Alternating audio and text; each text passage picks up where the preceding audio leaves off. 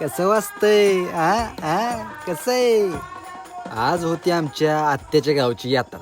यात्रा म्हणले की गर्दी, राडा, धिंगाणा हे सगळं झालंय. आता तुम्ही बघताय एवढी मोठी गर्दी जमली होती, ती बी आत्याच्या वाड्याच्या समोर. आणि हे बघा आमचा अक्षय दाजी, हे आपल्या देवीची जी पालखी आहे त्या पालखीला सजवण्यासाठी मदत करत होते. आणि हे आजी लय भारी पाऊड म्हणायच्या. हळूहळू कार्यक्रम चांगलाच रंगात यायला लागला होता. इकडे आजोबा अतिशय चांगल्या प्रकारे गाणं म्हणत होते, ठेक्यात एकदम. आणि आता अखेर पालखी सजली. भक्तांमध्ये एवढा उत्साह आला हे बघतच आहात तुम्ही की कशा प्रकारे हे दोन माणसं पोत खेळत आहेत. अचानक सगळे महिला मंडळ उठायला लागलं, कारण सगळेजण लेझिम खेळण्यासाठी आले होते. हे आमचे यशराजे दाजी, यात्रेचे कर्णधार. हे बघा आता लेझिमाचा डाव सुरू झालाय. असं गोल रिंगण करून ढोलाच्या तालावरती लेझिम चालू आहे. आता देवीची पालखी आरती करून निघाली देवीच्या मंदिराकडे.